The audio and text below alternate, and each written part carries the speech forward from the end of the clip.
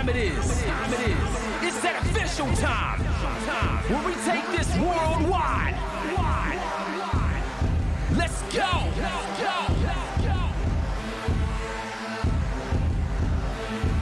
Listen.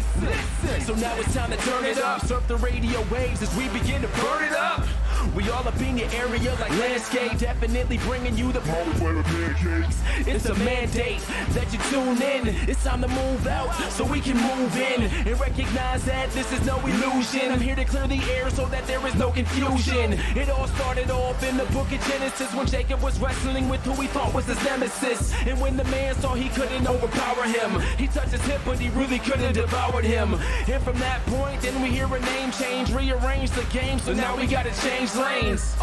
So I'm here to let you know it's time to listen to the Pancake and Powerslam show. Let's go! Turn it up, it's the Pancake and Powerslam. Turn it up, it's the Pancake and Powerslam. Turn it up, it's the Pancake and Powerslam show.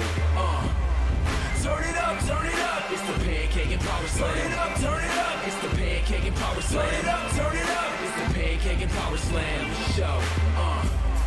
Turn it up.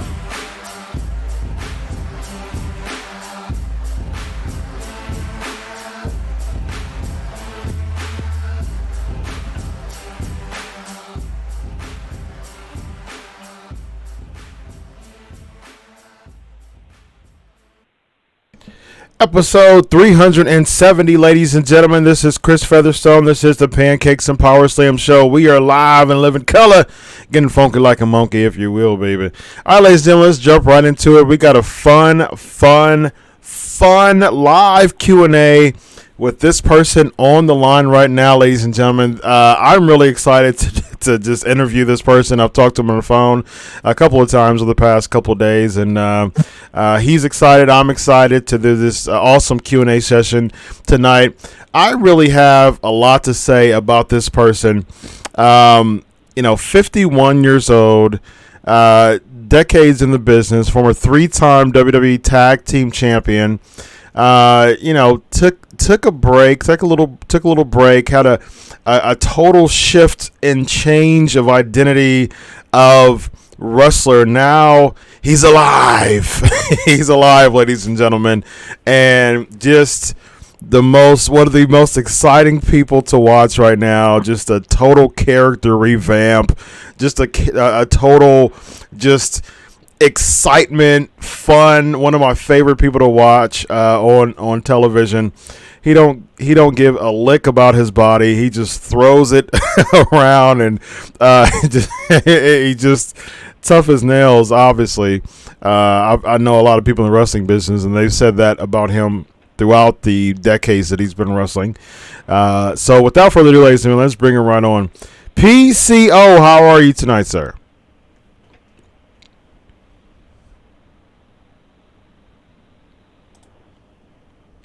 PCO, you're on the line, buddy. How you doing? You on? Yep, I can hear you. You on? Can you hear me? I can. You can? You yes, good? I'm great. Okay, awesome. How you doing tonight, sir? Yeah. Awesome. It's great to be on the show. I was listening to you, and I was alive, or it's alive. Yes. the way you were saying things after. He's alive. Yeah. It's alive, or he's alive. Yeah, he's alive. Yeah, absolutely. How you doing? How you doing tonight? How you doing tonight? But I am. I'm great. I'm awesome. Feeling super good. That's awesome, man. It's great to have you on the show. So let's jump right into it, man. It's I watched the CrockettCup this past weekend, and you and Brody, Villain Enterprises, you made it to the finals. Not only did you make it to the finals, you won the whole thing. You are not only the CrockettCup champions, Crockett Cup trophy holders, I guess you could say. You were also the recrowned. Very prestigious. Very prestigious. It is, absolutely. Yeah. Not only that, but you are the recrowned. NWA's been on a hiatus. The Tag Team Championships has been on hiatus for about a couple of years. And they rebranded. They went back to the old school titles. And you and Brody won the thing, and now are NWA World Tag Team Champions, and you're the best tag team in NWA and the best tag team in the Ring of Honor. How does that feel?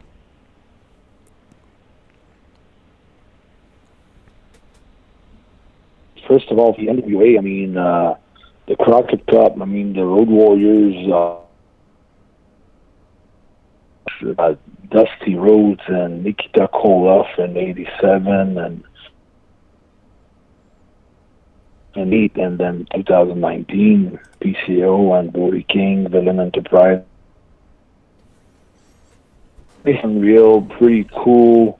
How can I not be feeling very happy? So yeah, of course, I'm doing it. Just awesome. Enjoying every single moment of. Yeah, that's awesome, man. Yeah, it's great. I guess we got some questions rolling in here. I guess my first question, actually, before we jump right into the Q&A, just what made you want to just rebrand the way that you have now? Who came up with the idea? What caused that? I mean, you went into when you were Jean-Pierre Lafitte and of course Carl Ouellet and the Quebecers and all that. You had more of a French aristocratic type of feel, but of course you were even main eventing in WWE, feuding with Kevin Nash, Diesel, but now it's just what I appreciate about your run now is that it's just a complete 180 from the previous, Carl Ouellet, Pierre-Carl Ouellet, Jean-Pierre Lafitte, those gimmicks. What caused you? What was the mastermind behind coming back as PCO, and what were your goals for this type of PCO return?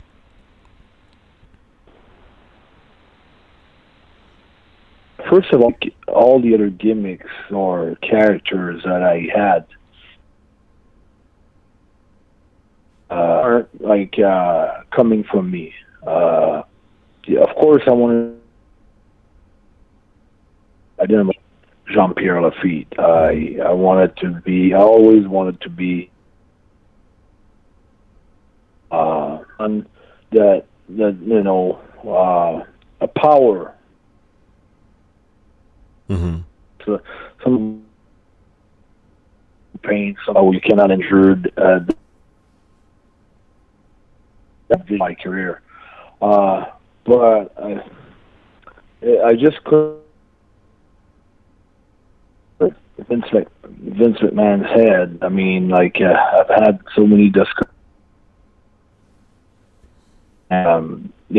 First of all, he never thought that I could be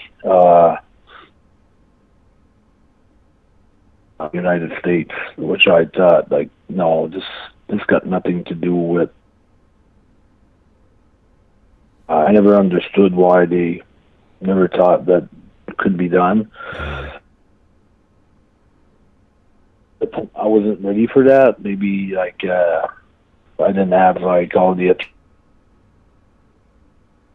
I matured and I got a lot of other things.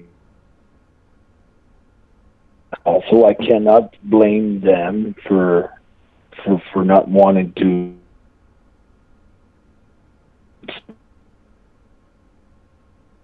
I don't blame anybody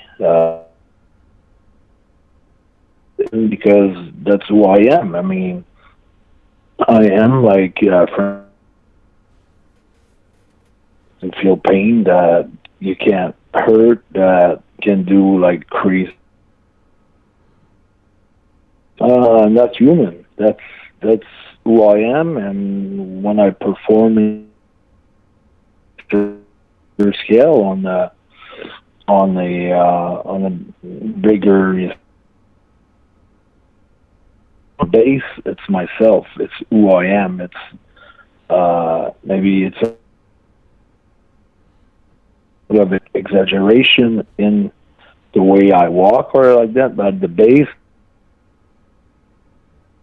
that's how I handle myself, in everyday life, every day of my.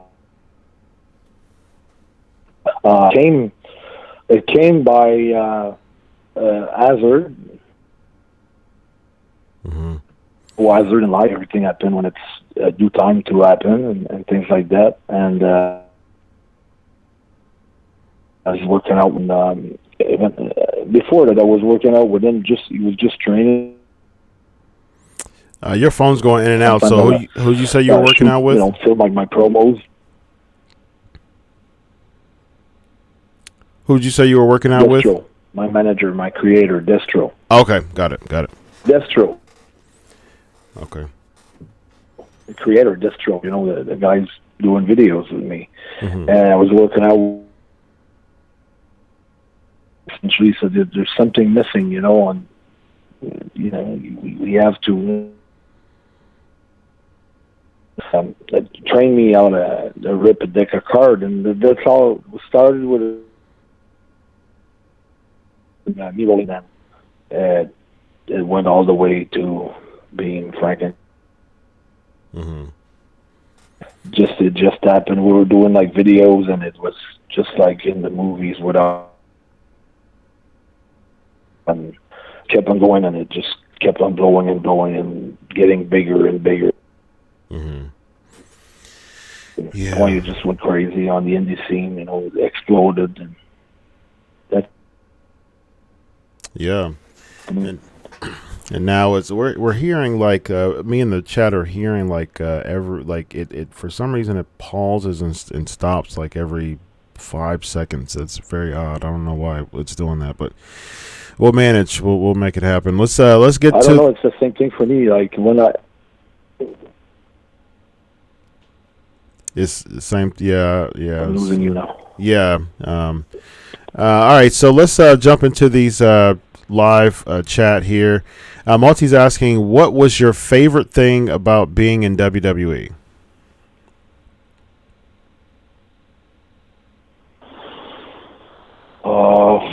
The thing, the big arenas like Madison Square Garden, arena in Chicago, and the Shark Tank in San Jose, and the in LA. That was the thing that grew up as and being able to wrestle in those hockey buildings was like something that was pretty. Okay. Let's see. Lexi's asking, when wrestling as one half of the Quebecers, were there ever a tag team you wanted to have a program with but didn't?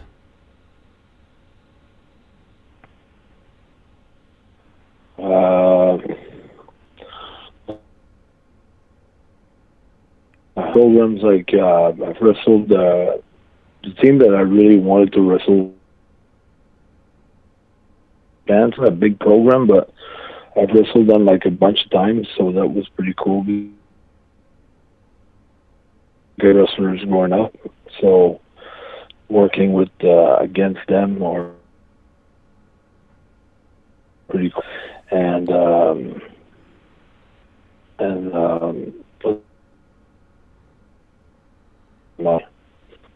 best tag teams that there were at that time, Harlem Heat. Mm-hmm. Yeah, Harlem Heat is. Yeah. Everybody, basically. Mm-hmm. Yeah. And I'm sorry, what was that first team you said again? Alone. What was the first team you said again? Rose Road Warriors. Oh, Road Warriors, because that's a good one. they were like, Mm-hmm. after them, that was really cool. Yeah, the road. Wow, yeah, the Road Warriors is a good one for sure. Awesome. So again, you that wasn't a long program. Yeah, it's good. Mm-hmm. Awesome. Well, yeah. And again, I apologize for the connection here. I have no idea. I talked to you on the phone twice, and everything's fine. But we'll manage. Well, why it's doing that. Yeah, I don't know either. But I never have this issue here on my show live. But again, well, maybe since it's a Canadian phone, perhaps that may be the issue. Where are you staying now? Are you in are you in the States now? Or you're still in Canada? No, I'm in Montreal right now. Oh, okay. Yeah. Oh, okay. And how far is that from like the border? 11:30 my time. What time is it? You said 11:30. 11:30. Oh, okay. Yeah. So you're Eastern. Yeah, You're the same. yeah, You're the same I as think me. you're in. Yeah. I'm in Ohio. I'm the same as you. Yeah, that's all right. Yeah. So are you a night owl? You usually stay up at night? No, not that much, but I can manage like for. Yeah. Yeah, that's cool. Got it. What are some things that you like to do outside of WWE? I mean, outside of Ring of Honor and NWA. I mean, you wrestling wise or just in life? Just period, just in life. Well, I don't. I'm trying to spend as much as I can when I'm at home. Mm-hmm. But on just being ready for the next tour, so it's all around, working different aspects. Mm-hmm. And there's always something about wrestling. That's it. That's good. I don't know. You got to be really passionate about it, and That's you got to true. be thinking about it like 24. That's true. And I think it's all about wrestling. There's yeah, nothing else. and I think, you know what, and that's a good point, because I think that the fans,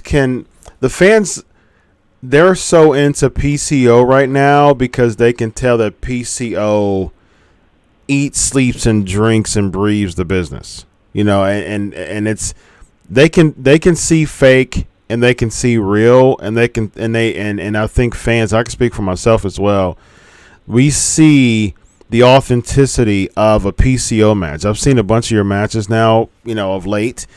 And, just caution to the wind type of thing. You still have one of the most plush moonsaults in the business, and not afraid to take just a crazy bump. And I was just at ROH was just here a couple of weeks ago, and you took a crazy bump on the chairs. It was in Columbus, Ohio. Took a crazy bump on the chairs, Masters of the Craft. And it was absolutely fantastic, and just of course your match in NWA and working with other promotions too. I really enjoy watching you, and I appreciate your story. It's just 51 years old, really a fresh start in the pro wrestling business, a totally different gimmick. That like you said is more like you, and I think the fans feel the organic. I think they understand. I think they feel that organic vibe, and so yeah, it was. I commend you for that. So, a couple more questions before I let you go. Yeah, go ahead. I really appreciate two words that you just said. The organic, mm-hmm. and that's two of the major things that. I hear quite So glad that you said that that and that's very, very important to me, because the approach that I had when I was like I was a rookie, Interesting. Interesting. I didn't want to make a buck. For me, it was just about realizing and achieving that. It took all my life to get to that point, and it was about like, people might have laughed at me, might have think that I was crazy, might have think a bunch of in my mind that I could achieve that goal that I had. Really interesting. I'm so happy that I listened to myself. Yeah, absolutely. And it worked, and it's panning out still. Meetings and it took time. I got time, but it's what's going on right now. It was what I wanted. It was really what I wanted as a career. It's really what I want. I'm glad I'm so happy. Yeah, I'm glad that you're getting what you wanted. And I really appreciate that. I that's a really interesting vantage point to have, regarding that. And it's one of those things that, looking at it from the standpoint of being a rookie, I think that's really interesting. I really do think that that's really, really interesting. A really interesting standpoint to have, of just a really good approach as far as just looking at just approaching things from the vantage point of I'm a rookie. Yeah, very interesting. All right, so let's get into a couple more questions before I let you go. Just a couple more questions, guys. I want to be respectful of PCO's time. If you have, so if given the opportunity to return, I don't care. Oh, you don't care? Oh, well, that's great to know. I'm glad. I bet you the chat is totally fine with that too. Take your time. Don't. Oh. I mean, go through your program. Go through your questions. There's no rush. Oh, I appreciate that, man. Yeah, okay. I'm sure the chat appreciates that too. All right, so here we go. So the next question is: if given the opportunity to return to WWE, would you? If so, who would you want to duel with?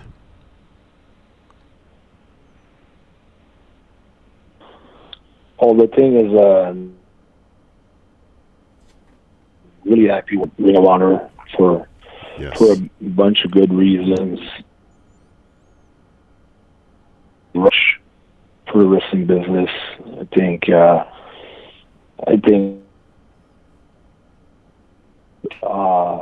with their talent in a way that every company should do, as they do, as Ring of Honor do, as creatives do. They really want to. They're asking them to do. They don't want no one to do something that would be out idea or personality. Make them do something that they would feel stupid just to do it. You've been asked to do it. It's hard to explain, but it's just try to know, the people, the talent, and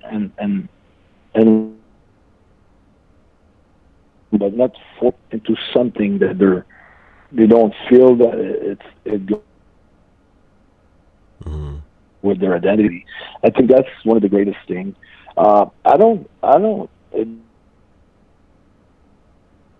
For me, other companies cannot adjust to that. I mean, there's always a possibility to adjust. That's one of the major reasons why I like Ring of Honor. But when I was like in the peak of the indie scene, just before I got under contract, I was shooting for Undertaker because I've worked, and I just thought that the styles would be good, crazy, and I thought that PCO perfect. Yeah, I think that would be a perfect. That was going to be in 2018 when I was aiming for that, and then not doing with Ring of Honor, and building Enterprises, and it became better than I would imagine. So. Yeah, it's been absolutely fantastic. Yeah, it's been great. I've personally enjoyed it. So, I'm sure I can speak for many other people when it comes to that. So, major kudos for that.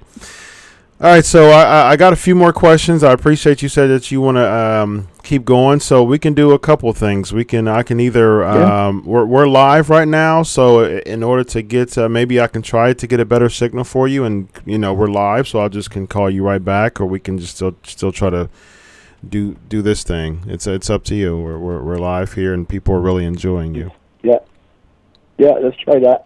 Okay, so I'll give you a call right back. That. It sounds good. I'll call you right back. Just a moment. You back? Yeah, all right, thank you. All right, bye-bye. All right, we're live, pal. Man, PCO's a cool dude, man. I talked to him a couple of times on the phone. But yeah, I really appreciate that. I appreciate just his willingness and his openness. And that's really cool stuff. So we're gonna try it again. We're gonna finish these questions. And I'm gonna try calling PCO again here live. Now, can y'all hear me well? Because it may be the connection for PCO. Can y'all hear me? Can y'all hear me fine? Just no type of pauses or anything like that. Let me know. So chat room, let me know if y'all can hear me just good. Because okay, Cody says yeah. Cody says it's fine. 1001 yes. Michael yes. Okay, I figured that. Yeah. So my end is fine. So it may be PCO. It sounds like it's PCO's end as far as his mic. He is in Montreal, so it might be a thing going on there. But it's all right. We'll manage. Lexi says, "Yep, no delays." Okay, so we'll just make this happen. We'll make it work. Yeah, I appreciate PCO doing that too, man. Big kudos to him for that. So let me give him a call again, and we will try this out and see if it works. Hopefully it does. I'm calling him live, ladies and gentlemen. Let's see if this works. Yes. All right, you're live, sir. Let's see if it works. Hopefully there's no delays or cutoffs or anything like that. So let's jump right into the next question. Ryan's asking, what was the deal with the click incident? Was involved with the WWE replacing RRS to face Shawn Michaels in matches?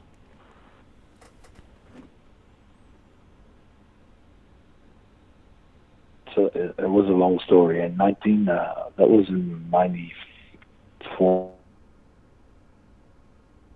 Vince telling me that I was going to start the Lafitte character, and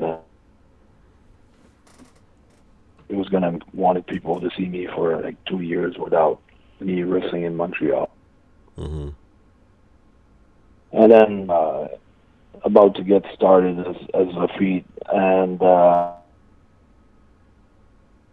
characters between Rector Pierre and Jean-Pierre Lafitte, and our got injured, and Vince called me up himself and asked me if I would want to John and Mark event match, the Foreman and I said, Shauna just won the Royal Rumble that year. We had like a little bit of an argument about the way that the finish. And so we just had like a little argument. And the match was super cool. I mean, it was one of my favorite match ever. Working Sean, great worker, but it was hard. Like, you know, he had the attitude, and I guess, you know, I was young and I didn't know, like, you know, different or anything like that. So it might have been a little bit like of a hard ass with him. And after that, I went on with it being like 8 months on this.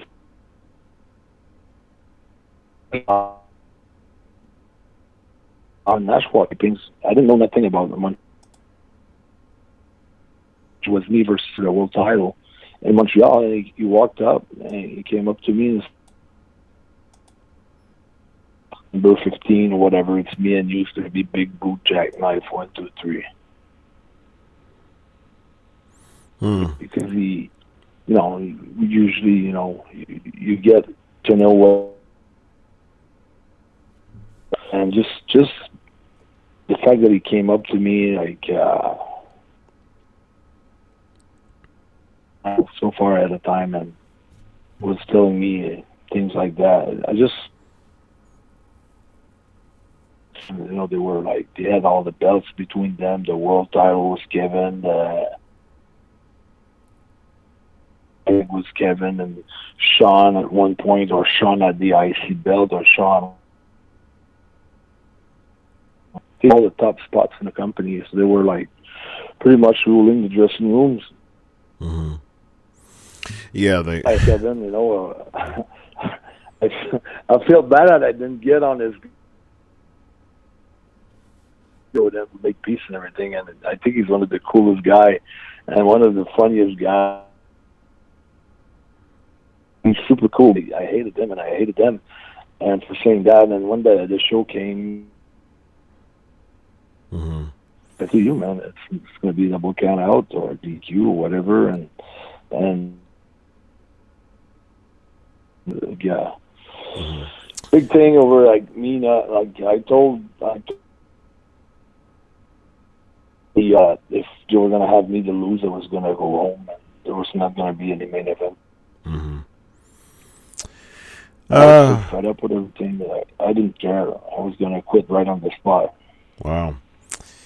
You got to stick to your guns. Stick to your guns.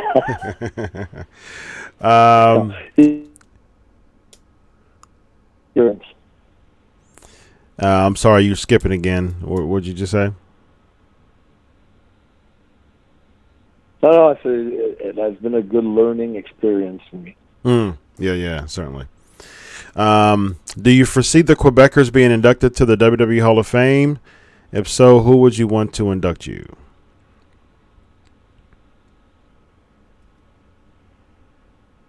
Oh, if ever I am inducted in the, I would like Kevin Nash to induct me. That would be cool. Interesting. Even as the Quebecers? For real, like, because I've met him so many times last year. It's gonna be tough. Honestly, to be honest with you, I don't care. Nothing to me. I mean, I've got no interest whatsoever about fame. I mean, there's so many guys that have been inducted in the Hall of Fame. I think everybody that worked in WWE and AWA and all over the world, not even WWE guys have been inducted in the WWE. I don't know what's the big deal. Maybe because I think, yeah, I mean, as far as WWE talent, I don't know. Yeah. it. I mean, it's I'm having more fun, working with ROH and NWA and being in the middle of a great run like that. Yep. Yeah, I having crowd go crazy.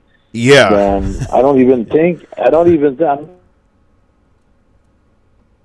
where I can, it's so far down the road for me that I don't even think about it. Yeah. Yeah, I There's so much more in the business. Yeah, it is. More it really years. Is. Yep. I agree with you. So much to be accomplished, to be done. Yeah. I'm not even thinking about it. Yeah, and that's a good segue to the next question. Do you see yourself holding the Ultimate Championship belt in ROH soon, and who would you like to beat for it? Well, I don't. I'm having Matt Taven on. That's about almost next week or the following week after that. So the title that night is going to be in Toronto, Canada. Mm-hmm. Yeah. I'm pulling for you, no man. Big. I mean, I really want the title. I always dream big, so I'd like to get the TV title as well eventually. So I'd like ROH again. I think there's only 2 guys that did it so far, so that's one of the goals that I've got for 2019. Nice. Yeah, it's so funny. I was at Masters of the aim high. Yeah, I was at Masters of Crafts when he was here in Columbus, and I was telling some colleagues, I was like, you know what? I think it's an amazing comeback story.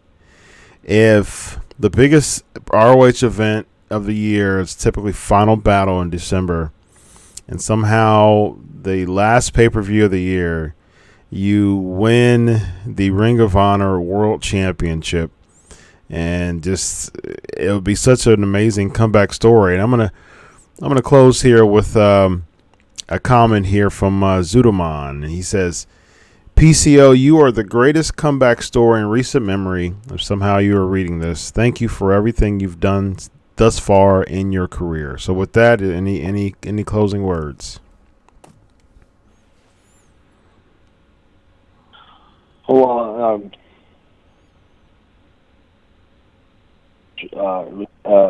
and I appreciate all the comments that were made. Liger Woods, made a good comeback. He won, a master. And a lot of people went out and saying that, the true comeback, PCO, and that really touched me. Like the day that all those comments, and then the tweets.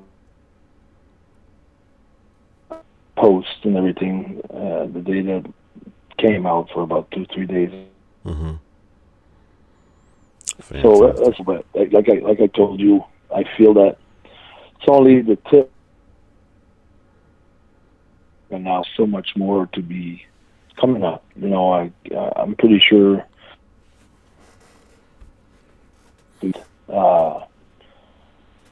When we talk next year. Awesome, man. I got a feeling that something really, really big is coming up. I agree. I agree, man.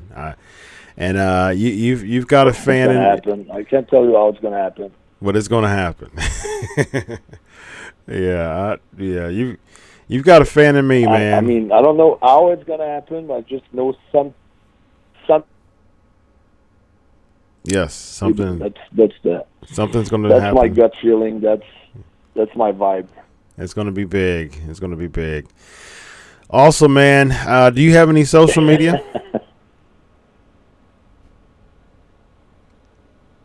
Of course, the main one is my Twitter account. following at PCO is not human. Is not human. Follow me there, and you'll have access to all my other social media platforms. Again, that's PCO is not human. So I'll go ahead and put that here in the chat room so y'all can follow PCO. PCO is not human. That's great. Yep. PCO is not human. All right, PCO. Well, it's been a pleasure for you to come on the show and you to be so flexible, man. I really appreciate that. In the chat, the chat room is saying that it appreciate your flexibility, and there's a comment that said that you're very humble. So I think that's taking you a long way, man. It's taking you a long way at this age, and keep on it, man. I think that you are the true story of the wrestler. You know, I mean, it's like, you know, a lot of times people, think of wrestlers, and unfortunately we do see this, but wrestlers who have a career for decades, they fall in the dumps, and then they try to make that come back for one more time. But for you, it's one of those things that you just decided to say, you know what, I'm going to make a complete overhaul of my character. And like I said, not only does it feel organic and authentic, people are into it. And they not only, I think people are so shocked that PCO was once Pierre Carl Ouellet and Jean-Pierre Lafitte, and the Quebecer, and it's like they're so shocked to see that from 25 years ago compared to one of the most daredevil, death-defying, wrestlers, and he's 51 years young and still on it and at it and ready to go to the next show and do the same thing that he did. So I appreciate it, man, and I think it's fantastic. Funny story too. It's like sometimes I get people coming up on following me on Twitter and then 3 weeks after, I didn't know that PCO was. That's something else. That's very, very cool. Wow. I like that. Wow. So they don't even know that you're their favorite wrestler, and then eventually they find out. Wow, that is really interesting. So that, and just to add to your thing about the wrestler, when I went to see that movie, it was showing the dark side of wrestling, and I thought to myself, good of it, why don't we have a inspiring story, yes, something more rings a bell other than this. And when I decided to do this, that I have myself that I was not going to go out, I was not going to have like a drink, I was not going to. I will do this just for the business and just for my dream, and then I will. In order to be able to do it, and I'm totally focused, and there's no other way around it for me. It's full-fledged, 125%, and giving my all. That's awesome. All the way, the way. Otherwise, awesome. Don't even try. Just go all the way. I don't even try. Yes, I agree with that. And I want you very much for giving me the opportunity to speak my story. Thank you so much. Oh, my pleasure, man. My pleasure. Hopefully we can have you on again. I don't know what the skipping's from, but we managed, and the chat room really enjoyed you. I really enjoyed you being on the show. Thanks a lot, man. Have a good night. All right. Have a good bye-bye. PCO. Awesome, man. That was a fun time. I appreciate you being on the show. I appreciate you, PCO, being on the show. There's a rhyme there. Fun times. Thanks so much for coming on here. All right, ladies and gentlemen. Dave said it was great. Zunaman says thank you. Good stuff. Thanks so much for PCO being on the show once again. All right, ladies and gentlemen, let's jump right into some headlines. And I actually came back from SmackDown. I came back live from SmackDown. Nice, Johnny. That was a good one. PCO clearly overcharged his device. I like that. That was funny. Very fitting to his current gimmick. Yeah, I was actually at SmackDown Live tonight in Columbus, Ohio. Here is Evan Tech Prout, ladies and gentlemen. How are you tonight, sir?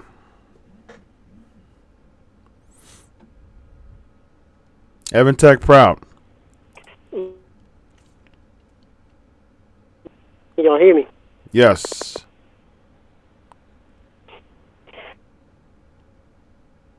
Are you there? Up to John PCO. Okay, yes. The greatest comebacks. And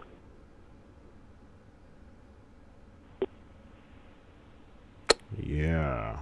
Looks like you're skipping too. difficulties. Yeah, looks like you're skipping too. Everybody can hear me just fine. People can hear me just like A-okay. But for some reason you are skipping as well. Don't know why, but you are skipping. Let me try. Actually, let me try. Call back in about 1 minute. Let me try something real quick. Let me try something real quick. I don't know if that's okay. We're just gonna do this. We're just gonna make it work. He's gonna call back here in the studio. Technical difficulties, but you know how we work it. You know how we work in PNP, ladies and gentlemen. The show must go on. Yeah. Dave asks. Yeah, Ryan said he can hear me fine. Yeah, I can hear. I mean, it looks like everything's good to go. Did you really, GSP? Did you see my King Booker bun? It's funny because I was actually right behind Kevin Owens at the final segment when Kevin Owens was backing up. I was like I could have reached my arm out and touched Kevin Owens at the very end of the segment tonight. So that's how close I was. So that is not a surprise that you saw me. Yeah, call back, Evan. But yeah, I was right by Kevin Owens. Let's see. Let me check these Ask Chris questions. GSP is saying, if you ever have Tony Atlas put the kids to bed. Well, you already know it's a PG show no matter what. All my guests know that well beforehand that it's PG. So I've had some heavy hitters, and they've all been told the same thing. So you know how I am with that. So Tony Atlas if he comes on the show, he would need to be under the same guidelines. But I would love to have Tony Atlas on the show. Actually, I would love to have Tony Atlas say Mark Henry and Sasha Banks. Yeah, I'll tell you that Sasha Banks. She Vince is going to fire Sasha Banks. Now she gone. She gone. Vince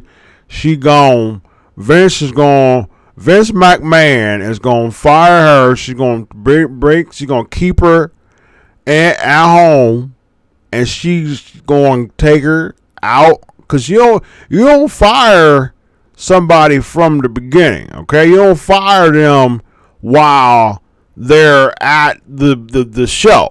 You take them home first, and then you make sure that you fire them. You got somebody to call them, and you say, because I'll tell you what, Sasha Banks had a really good opportunity had a really good opportunity, and she blew it. She blew the opportunity, and I tell you what, she don't realize that people. I tell you, people 10, 15 years doing what Sasha Banks is doing, and they trying to take her spot. I tell you what, man, people gonna be really happy that she gone, cause she gone. They don't fire you on the spot. They ask you to go home and think about it. And Sasha Banks is, I tell you, she messed it up, man. That's why. Tony Atlas mixed with Charles Barkley. There you go. That's my Tony Atlas. That's the best Tony Atlas I could do right now. Tammy liked it. Zudaman said it was spot on. So that's my so Tony Atlas thinks Sasha Banks is gone. Ain't gonna fire on the spot. Yeah, he never said it was terrible. He never said Sasha Banks was terrible. So that's terrible. That's Charles Barkley. He's terrible. But yeah, I mean, you know, as far as that, yeah, Dave. Dark Side of the Ring is really good. It's really good. I've seen 3 of them so far. I've seen the Bret Hart, the Brody, and the Savage. All 3 of them are fantastic, absolutely fantastic. My favorite one was Brody's. I'm trying to figure out if I knew anything new of any of them. I think here's Evan. Let's see if this works here. Evan Tech Prout in the building. You are live. You're live, pal. Let's see if I'm trying to figure out. Can you hear me? Yeah, I can hear you fine. Yep, I can hear you fine. Let's see. These Ask Chris questions. Speaking of the Tony Atlas deal, with the reports from sources in the recent tweet, this is from Lexi. In the recent tweets from Alexa Bliss, do you think the locker room is relieved with Sasha's absence from in general? I mean, you know, Tony Atlas is making a good point of Sasha Banks. She's making a good point. Yeah, I mean, I think that's I think you know, I think he's got a good point there. I think people aren't really saying, "Oh no, Sasha, no, why are you gone? No, come back." I mean, because he's got a good point. Essentially, what that's doing.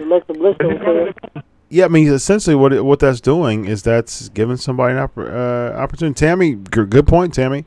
Tammy says Dana Brooke is probably happy she's in the Money in the Bank match. Absolutely. Sasha Banks would have most likely got that opportunity. So, yeah. So was the women's right? What's her name? Lacey Evans. Yeah, I don't think that Sasha. I don't think Sasha Banks being gone has any bearings on Lacey, because I think they would have pushed her anyways.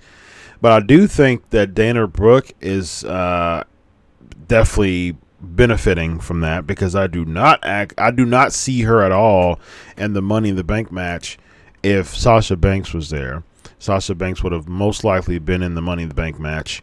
From what I've heard, there was plans on breaking up her and Bayley anyways, which I think they should have. The Hug connection should have stayed for a little while longer, and then they break them up. But you know, Sasha Banks would have most likely been in the Money in the Bank if they didn't. GSP said he saw that Tony interview. He made some good points. Yes, he did. He definitely did. What do you think of Lio Rush's debacle? Is, in your opinion, do you agree with the punishment? You know, I've been talking back and forth with Lio Rush's agent, so we texted back and forth. Hopefully hopefully we can just wait and see. Maybe hopefully he'll come on the show. There was some interest there, and so we'll see. We'll see what happens with it getting finalized. Speaking of that, one of my favorite, I said I was going to have an announcement too, so might as well do it now. Let me see if there's any other Ask Chris questions before I do that. Okay. It's regarding Leo Rush. We'll see. I'm going to save that and ask him some hard-hitting questions if he does agree to come on the show. If he doesn't agree to come on the show, I'm going to at least try to get a statement from him, because I've been interacting with his agent. I've been interacting with his agent for the past few days. So we'll see. We'll see how that goes. Do I think Tony had any insider info in the Sasha Banks incident? No, I don't think so. I just think that he's old school, and that's what he wanted to. That's how he thought about it. Zudamon's asking, have you watched any of the MLW episodes? If so, do you have any favorites from there? Yeah, I've watched plenty of MLW episodes. I actually went to MLW twice during WrestleMania weekend, and did coverage at both. Let me look at my media pass right quick from MLW to remember what the name is. Hold on.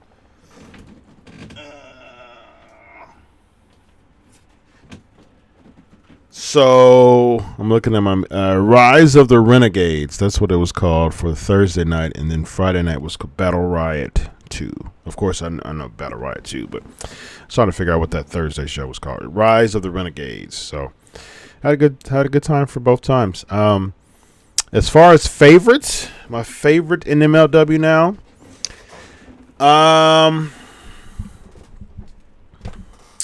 I would say probably my favorite in I talked to Teddy Hart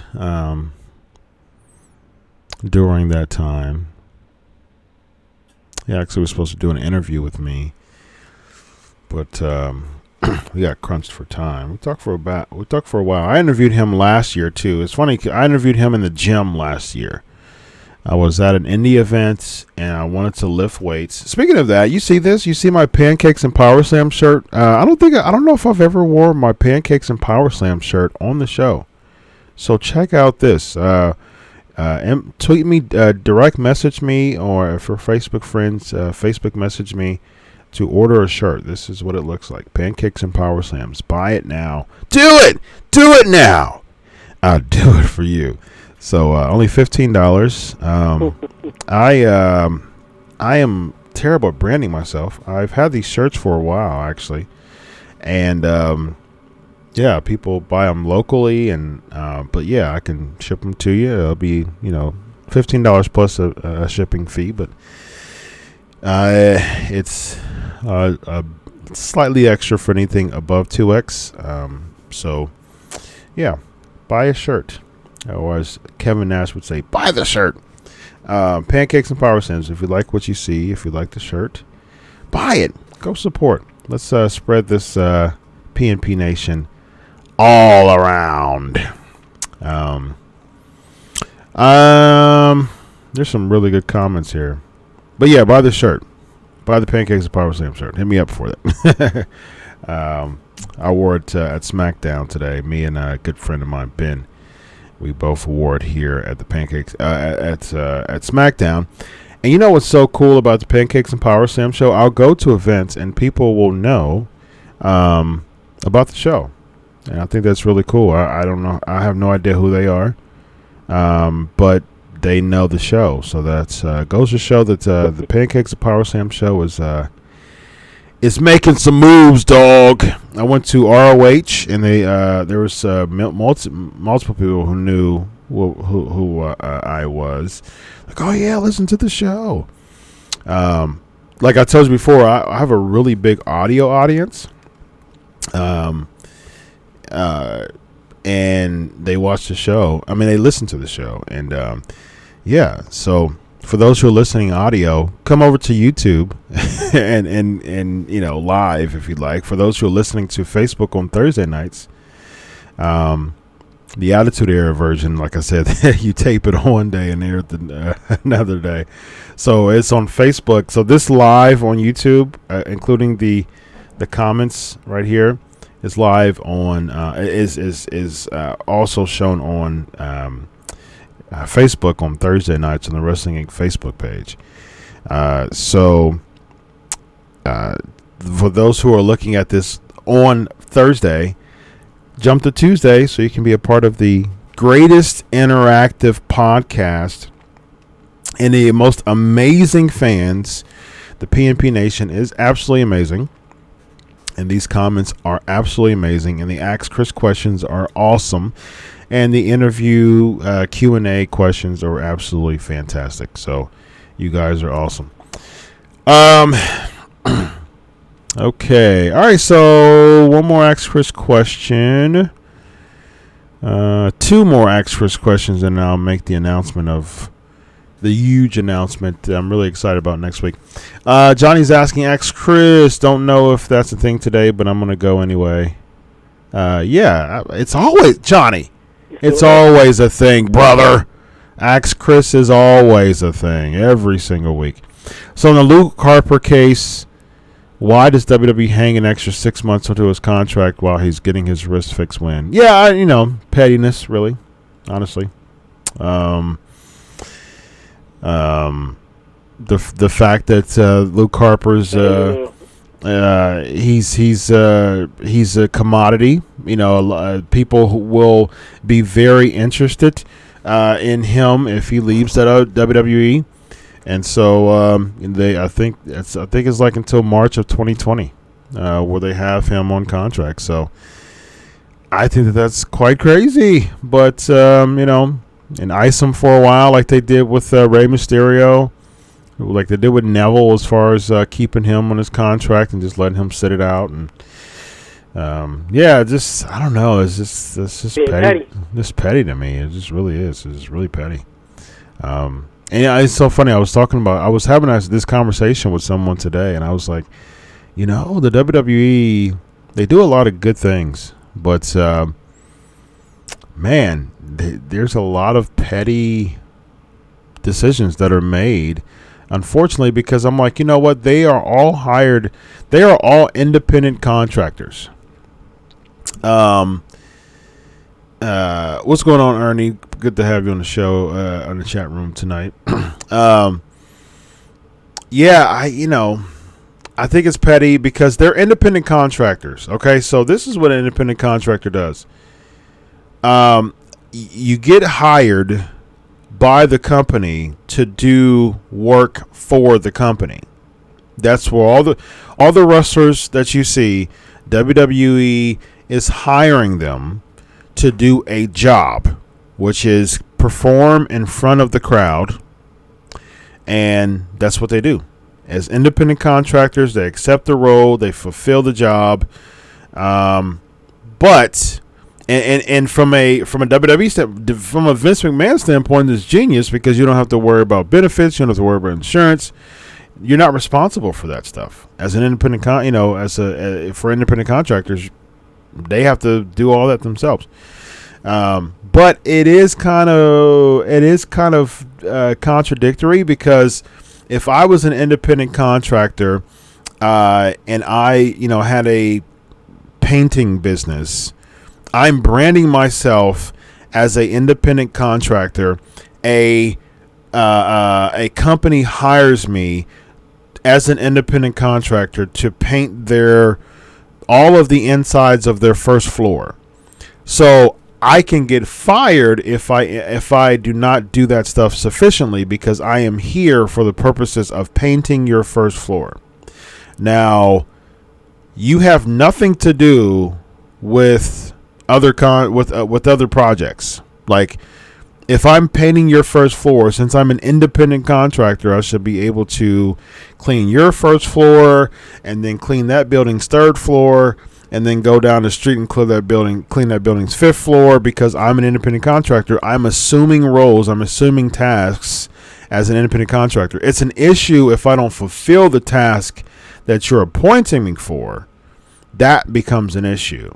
But if I'm doing my job successfully, if I'm doing what I'm supposed to be doing, if I'm doing what you hired me to do, which is paint the 1st floor, I'm going to paint the 1st floor, and I'm going to accept more jobs and more tasks. And I think it's really interesting. I think it's just I know that there's loopholes and stuff like that in between them, and in ways that Vince knows his stuff. He's been doing it for a long time. He's been doing it for longer than I've been living. So I know that, but at the same time, if you want to really, I've had people on the show. I've had former WWE people on the show talking about this. If you want it to be an independent contract, an actual independent contract, make it independent, and that's but the bottom line. So if this is about making the money, and it's an ego trip, and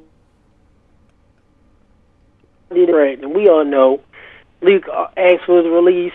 He's still under contract. You gotta remember, everybody in WWE, if you play the WWE video games, anything, it says all businesses. You're essentially property. That's why when they go to AEW, they go to. That's why I changed their names, because WWE owns the right to their name. When some people are extended. But The Rock is owned by WWE, but not Dwayne Johnson. Sting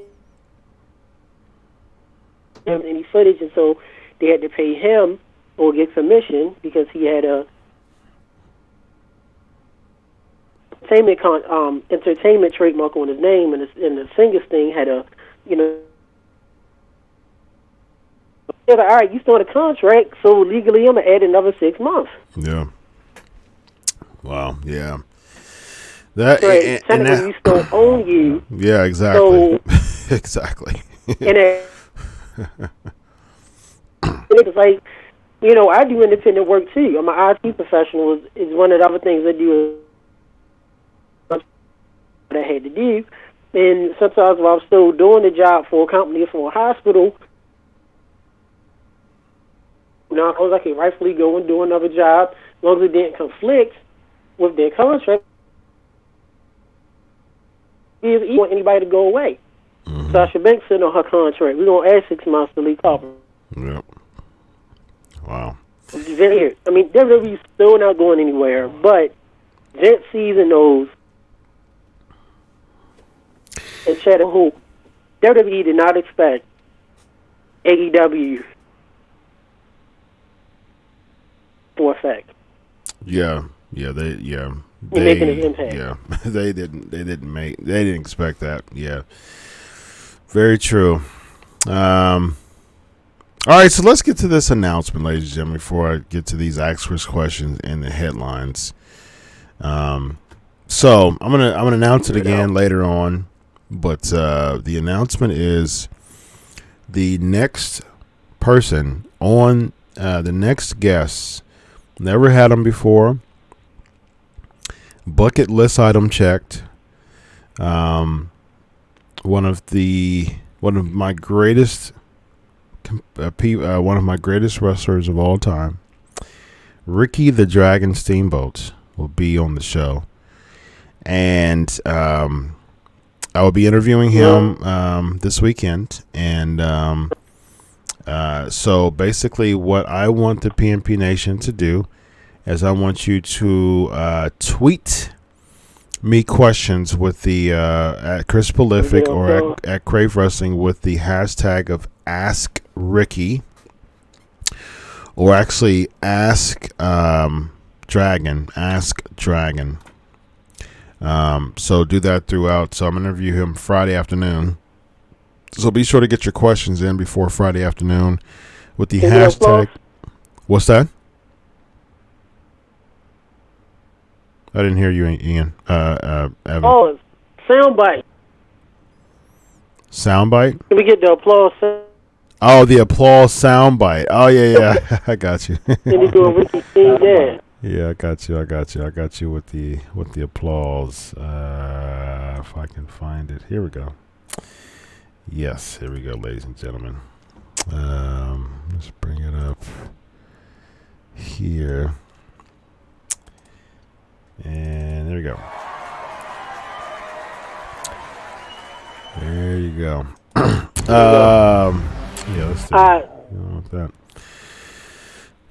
Yeah. So do the hashtag of AxeDragon. Do that before Friday, and so get your questions in. So go ahead, Evan. He's great. Yeah, he's great. I've had the honor. He's Steamboat. Ricky can talk. He's a great talker. He's a great storyteller. He gets thoroughly how he feels, and you'll definitely be in for a treat. Ricky's a great. Yeah, I'm looking forward to it, guys. He is. So, he's on my top 5 like you. So yeah, he's number 3 for me. I talked to him at a show in Chillicothe a few weeks back, and very nice guy. And so I'm looking forward to interview him. I hope you guys have a good time. And again, I'll be playing the interview next week. So like I said, it's scheduled for Friday. If anything different happens, I'll let you all know. But it's scheduled for Friday. And so Ask Dragon, hashtag Ask Dragon. And I will go ahead and use my interview time for the PNP Nation and ask your questions. So that's what we will do. All right, so let's get some of these Ask Chris questions. Let's see. Jim Ross hinted to WWE star being courted for AEW, who is currently underutilized. Do you think it is Ryder, and that's the reason for the title run? Yeah, that's a good point. It could be Ryder. And that was actually one of the headlines. So let's jump right into these headlines without further ado, ladies and gentlemen. Y'all ready for the headlines? I think this is the third straight week that Lexi has segued. Has one of her questions has segued into the headlines. I think you are hacking my emails, Lexi, because you're doing a fantastic job of segueing into these headlines. So third straight week goes to Lexi. Headlines. Here we go.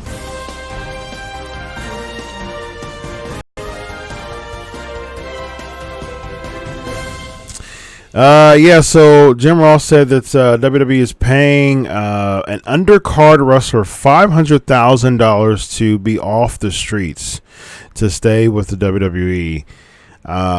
Obviously, Vince doesn't look at AEW as a threat, but at the same time, he is being stingy with his talent because he realizes that AEW and other promotions, because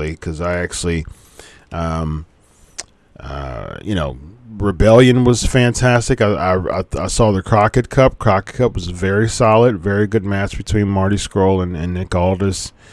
Of course, a really good match. The finals with the Bram, Latimer, Tom Latimer, and I've actually chatted with Bram a few times. He was supposed to come on the show a while ago. But actually was supposed to interview him, but he was actually in the UK. We were having some issues with the phone, so we never got to pick it up.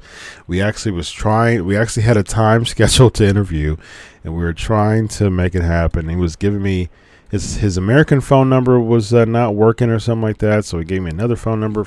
But at that time, I didn't have like software to get UK calls, and he gave me a UK number. So we just rescheduled and never got back to it. But yeah, I'll try to bring him back on.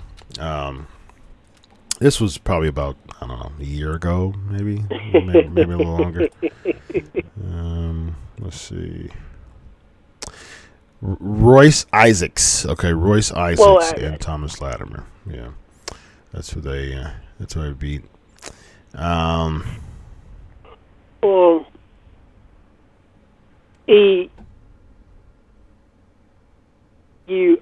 us now. There's of course fan of here, but can't be on the chat. Just wanted me to let has issued a pitch, some kind of gif of him like escaping these ashes. Kind of reminds you of the promo that they did for Nathan Jones. Remember that? I guess it. Ambrose to John Moxley, escape convict from jail, running a raid. And random cops, probably the same cops that was in that old DX Titantron video. Got it. Kimbo says this show just keeps getting better and better. My God, appreciate it. Lexi's asking, is there a limit on questions? She has 5 now. That's hilarious. That's funny. Let's see. I'll just grab a bunch and just ask the ones that is most appealing. Just to be respectful of his time. So that's what I shall do. You know what, Cody? I think you make a good point. It's up to y'all. What do y'all want? Ask Steamboat or Ask Dragon? Which one do y'all want? Ask Steamboat or Ask Dragon? I think I like Ask Steamboat. I think I like Ask Steamboat. We shall do that. Hashtag Ask Steamboat. Yeah, that's what we'll do. I like Steamboat too. All right, so let's see. So the people saying, Revival got offered $500K. So Jim Ross said undercard. I'm trying to figure out the actual quotes. Let me grab the quotes right quick. Yeah. So this was... Okay. So here's the quotes. Hashtag Fightful for these quotes here. That's a good point. I heard the other day someone told me I'm in a meeting. I was asking someone about title. I'm not officially in that department, but I'm the senior advisor, so I want to advise. I want to stick my nose. I want to stick my nose where it doesn't belong, but at least you're getting my opinion. I asked about one guy in WWE who's an undercard guy, been there a while, solid hand, could help the younger guys learn because he's at that age now, early 30s. And they say, well, he's not available. He just signed for $500,000. He's not even on television. $500,000, Bubba, just to keep him off the streets, so to speak. So, yeah, I would think that there's a reactionary phase of this deal that, hey, these guys got some cash and they're willing to pay people. So, yeah. That was from Busted Open Radio. So, really interesting. Really interesting. Guy in his 30s. I don't know who that is. So, but, yeah, very, very interesting. All right, so there's some really good Ask Chris questions here. There's also, what else do we going to talk about here from the Ask Chris questions here? Let's talk about Brock Lesnar retiring from MMA. That just broke a few hours back, and I think that pretty much says that he's coming back to the WWE. So you know what that means, ladies and gentlemen. That means that Brock Lesnar will probably beat Seth Rollins for the Universal Championship once again. To be Universal Champion. Oh man, I don't want it. I don't want it again. I don't mind. See, here's the thing. I don't mind Lesnar being in the WWE. I don't mind it at all. I do mind Brock Lesnar being. I mind Brock Lesnar being champ in a way for so long. Now, I'm a huge advocate of wrestlers actually not world champions actually not coming on the show every week. I actually am a big fan of that. I totally prefer that. But at the same time, if you're going to do that, be a special attraction. Like don't have a title, and it's totally fine if you come in quarterly. Totally fine. But don't do it as champion, though. I say, do the old school Hogan, come once every 3 weeks, once every month, you know what I mean? So it gets to the point where WWE's like plugging you and getting pretty excited about your appearances. And NXT's even done that. When Shinsuke Nakamura was champ, I remember them saying, plugging his appearance. Finn Balor, when he was champ, they're not there every week, so they would plug their appearances and really make it a big deal, make it exciting. But yeah, other than that, don't make him champ again. And then Malenko quits. Man, I just WWE is not as solid as they think they were. Ladies and gentlemen, you have the best wrestler of 1995 quitting WWE. You're not even start with that. You're not even. Ladies and gentlemen, the best wrestler of 1995. Actually, wait a minute. It wasn't 95. It was maybe, hold on. It was 97, maybe? 94. Yeah, it was 97. Okay. Was it 97? It was 97. Yeah, I'm looking at it right now. The best wrestler in 1997. No, it was not number 3, Steve Austin. Lex Luger was number 5 in 97. Well, I guess he was like real big in WCW at the time. Oh man. Yes. Remember the rack? Yeah, remember the rack? Yeah, I do remember the rack. He would, ow. I always thought that Luger was always just funny to me, man, because he would act like he was hurting when he would punch or do his metal plate elbow thing. He would punch. He would do the weirdest looking punches. And he'd be like, "Ow, ow," and then he would do his metal plate. Yow! Luger was hilarious to me. Undertaker was number 6. This is it. Go ahead. Luger had the greatest sell in Lexi Express with my man at Cody. You can look this up. You know that one? The round robin tournament, 91-92 with Muda, Luger, Flair, Luger with the mist, and Luger sold it like he. Yes. You remember that?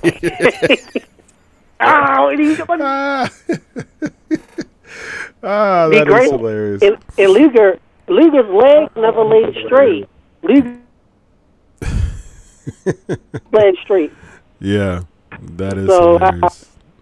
That is quite hilarious. Gotta love Luger. So number 4 was DDP. Number 3 was Steve Austin.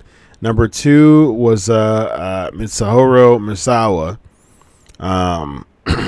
And number 1, ladies and gentlemen, the best wrestler, according to Pro Wrestling Illustrated, the best wrestler of all of 1997 was Dean Malenko, ladies and gentlemen. Dean Malenko. Very odd. Didn't win a top title at all. Was not a top guy in WWE, but Very interesting pick there. He quit WWE. I always thought Dean Malenko was a very solid hand, even as a competitor.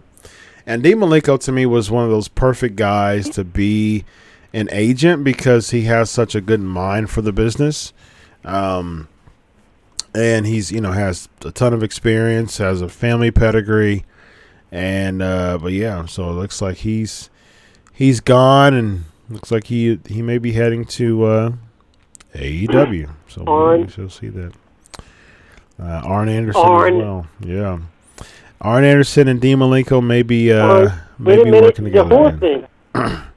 Who? Horseman from the late 90s. Mongo. Oh, yeah. That's right. Yeah. Dean Malenko. That's true. Someone's wanting. Not even. Flair's never going to. Michael's wanting me to ask Chris, can you go into more detail on the Alexa Bliss tweets? Let me see. Let me see here. I'm trying to look at her tweets actually and see where it could be. Where it is actually. Let me find that out real quick. Let's see.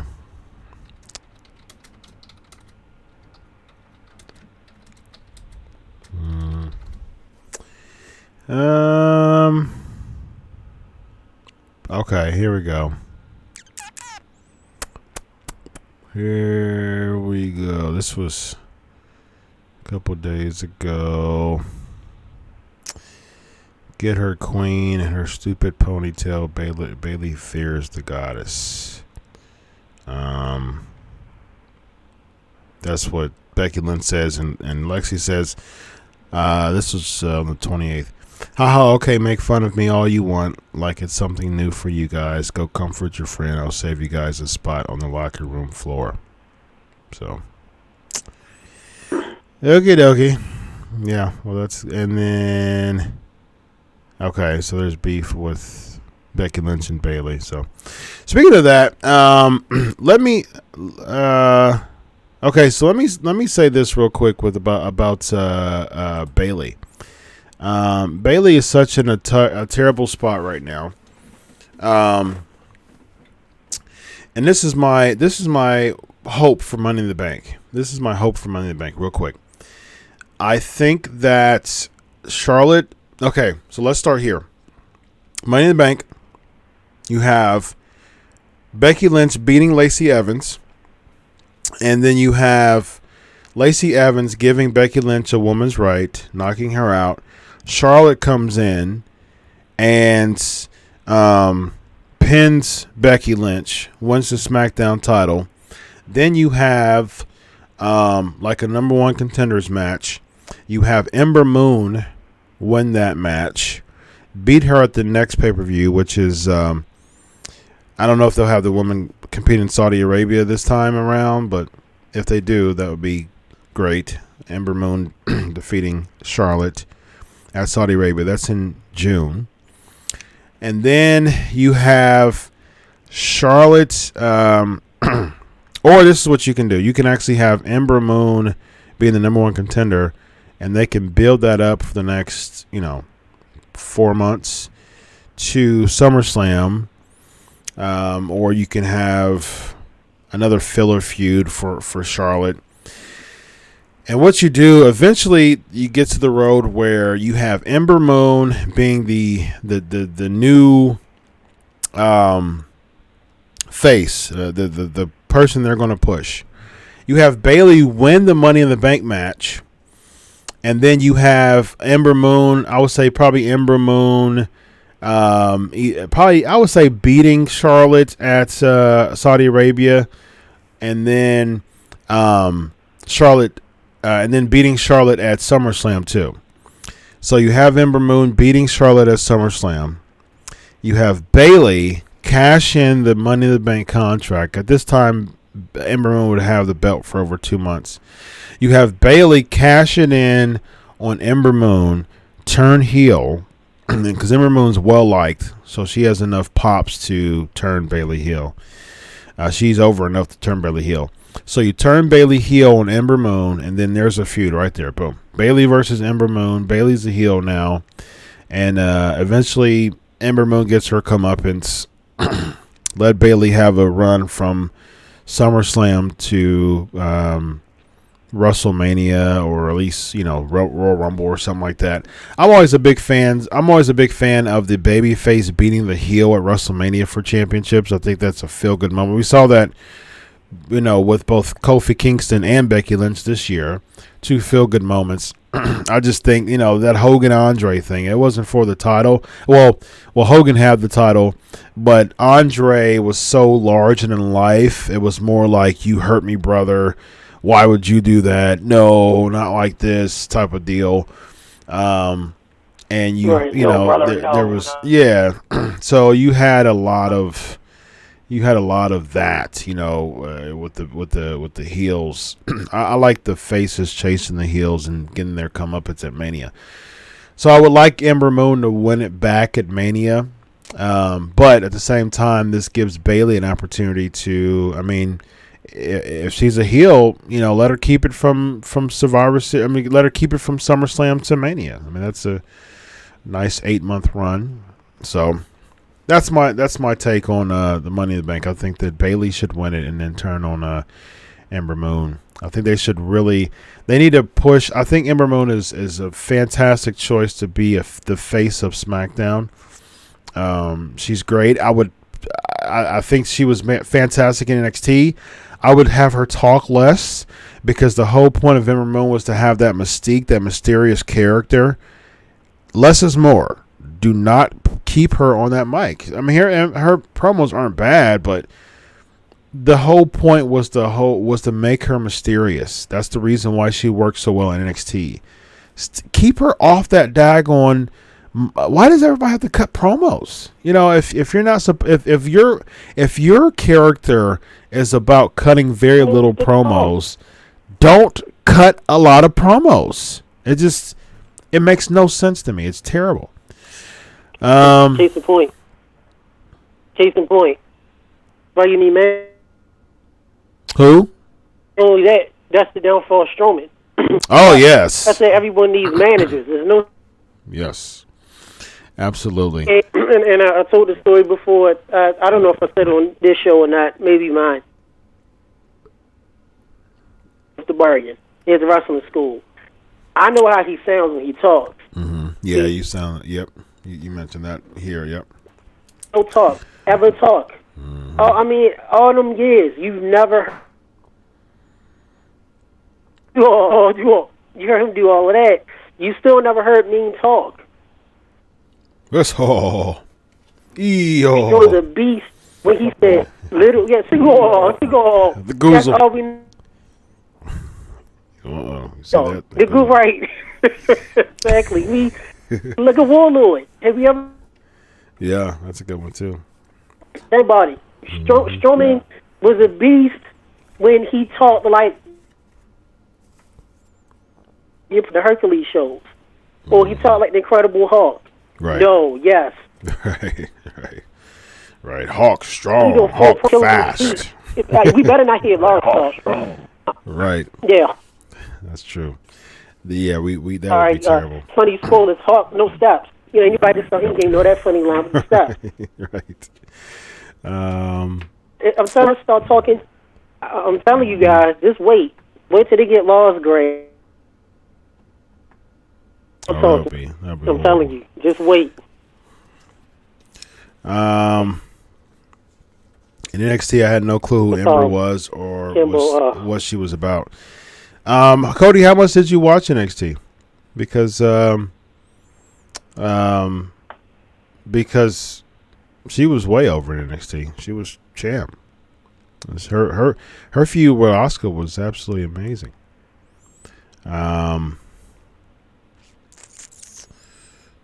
But Vince had Mr. Fuji cutting people promos for absolutely cutting promos for tons of people. I have to take your comment off, Daniel, because of no profanity, but you make a good point as far as the importance of Fuji.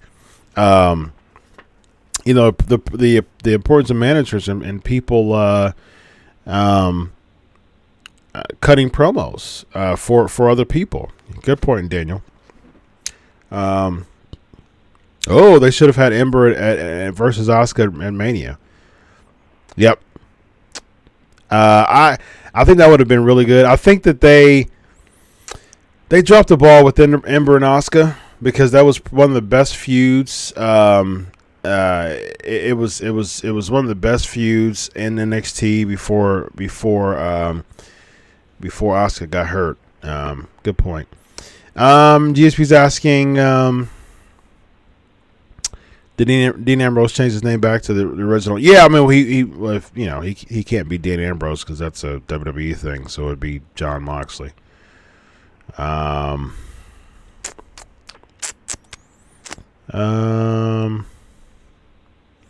feel like you were given exclusive of PCO. Speaking of the possibility of winning the ROH Championship, your thoughts?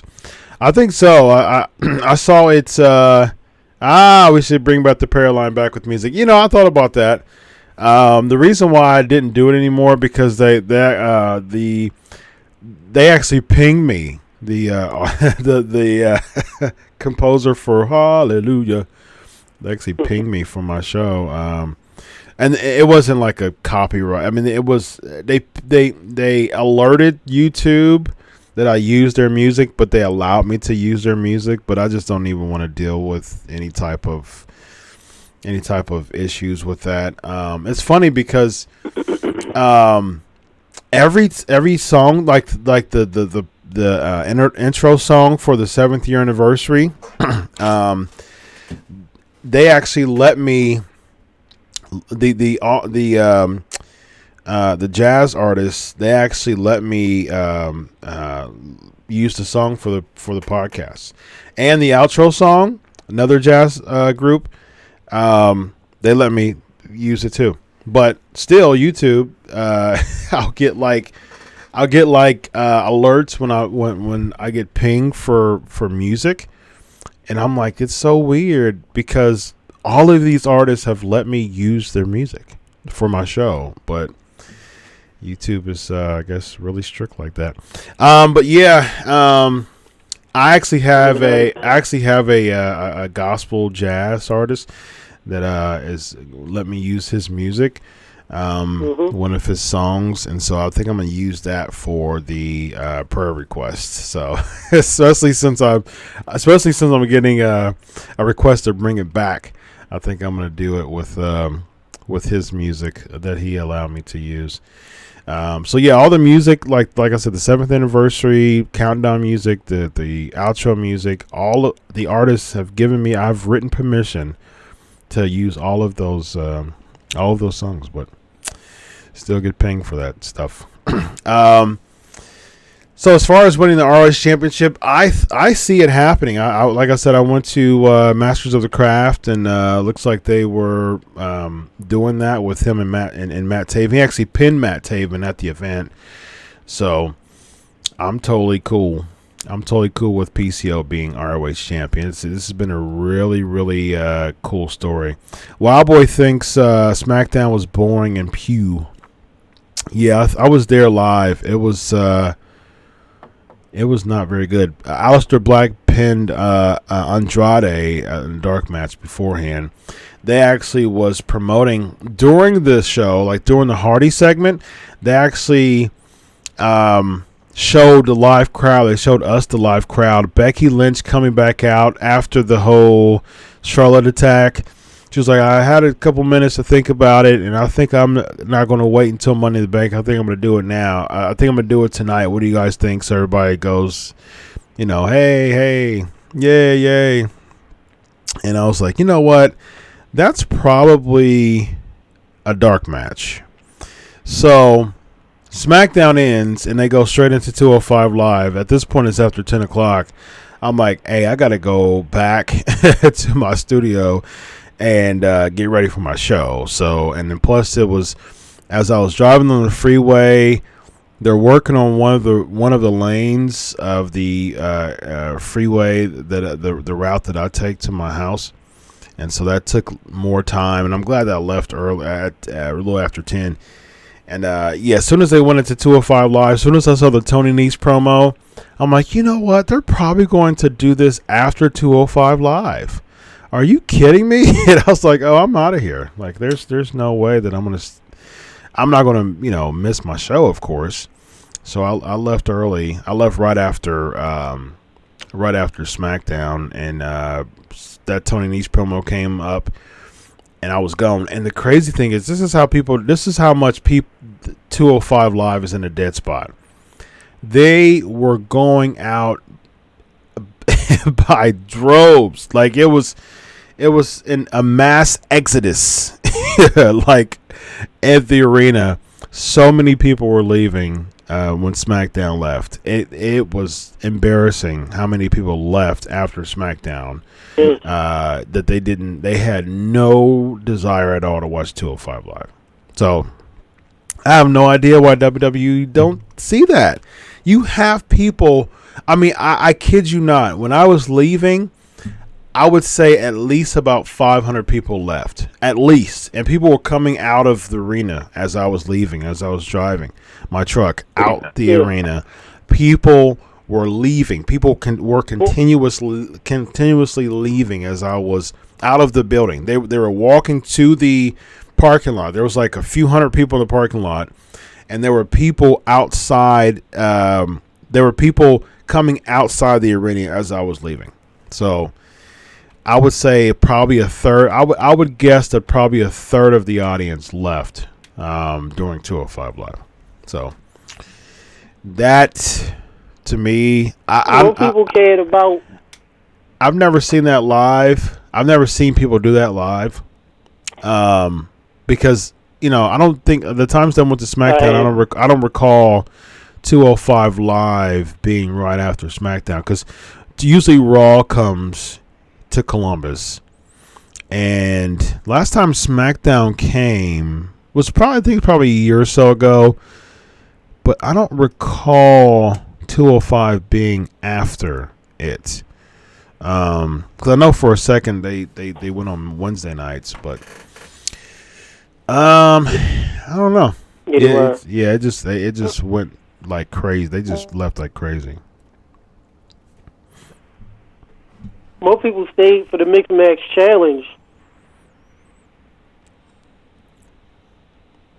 Why? Than they do for 205 Live. Yeah, I think people would have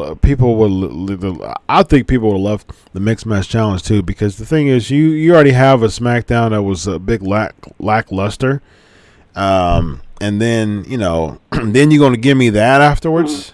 I mean, like, no thanks. People were just not buying it.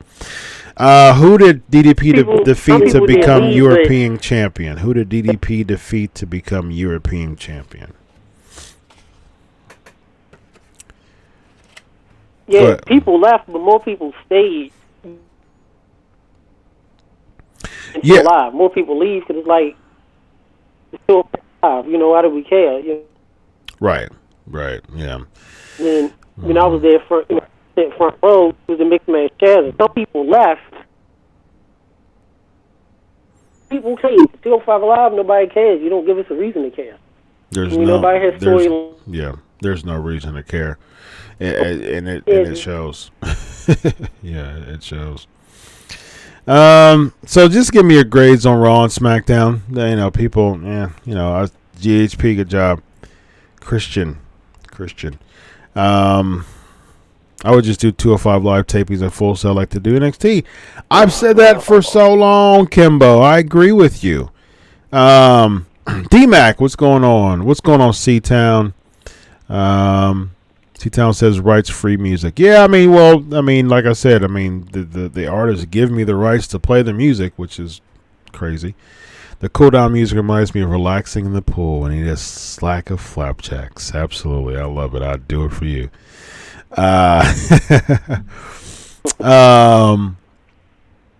Yeah, Johnny says good luck to Ember Moon at this point. Yeah, good point. Johnny says, ask Chris, hey, yo, Chris, change my mind. If you have to, but PCO is the best Edler character we have now. I'm not going to spend time to change your mind. I think he's doing a fantastic run. All right, yeah, just give me your grades on Raw and SmackDown. We're not going to spend too much time on this, honestly. F and C. F for Raw. Oh wow. What they was doing. Yeah, speaking of Raw had the lowest rating, the lowest rated non-holiday Raw ever in history. That just goes to show how just it's such a decline, man. It's sad. You can't blame it all on the finals either. That's true. That's very true. Yep. Can't blame all of it. Because they've had NBA finals plenty of years beforehand, so you can't do that for sure. GSP says B and C. Cody didn't watch it, so assuming C minus at best. Oh wow, Wild Boy says Raw D and SmackDown F. Yikes.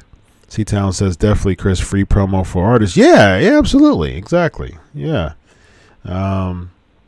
Yeah, I mean they give me consent to play it. I'm gonna play it. Tammy says D for both. Daniel says I'll say this much: it's pretty bad when Raw goes under 2 million when AJ and Seth for the main spot. That's a good point. That's a very good point. Especially since it just goes to show that there's a very big lack of big name, big feel talent in the WWE because you have so many people wrestling every single week. Nobody stands out, even your champions. Becky Lynch wrestled the first match of SmackDown today, or last night. That goes to show you are Becky Two Belts. You're the Raw and Women's champion. You wrestled the first match on SmackDown. That it seems like the WWE is purposely trying to make people stay within the company and not larger than the company. I think Ryback said that one time. I think Ryback said that Triple H told him that before. And it goes to show it goes to show that the WWE is not doing much to really make people larger than life stars anymore. And that's very sad. So the Hardys they relinquished their titles because Jeff is injured, so that's unfortunate. So we'll see what happens with that. Let's see. Yeah, so Raw D SmackDown F. What other? Lexi says Raw D SmackDown C minus. I think that's. Yeah, I think that's where I'll land.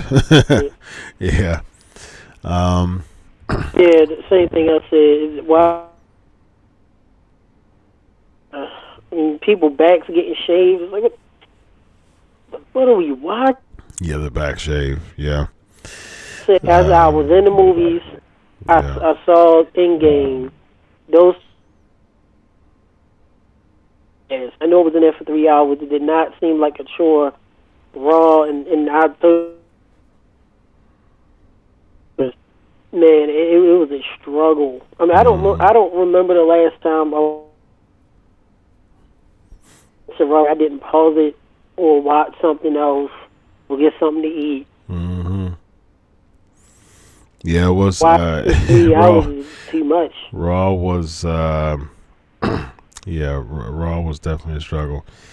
Cody's asking, the short clips WWE puts out in pay-per-views are enough. You don't miss anything in between. Would you even watch if it wasn't your job? Good question, Cody.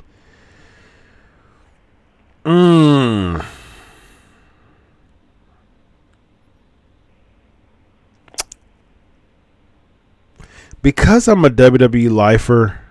See, I think here's the funny part.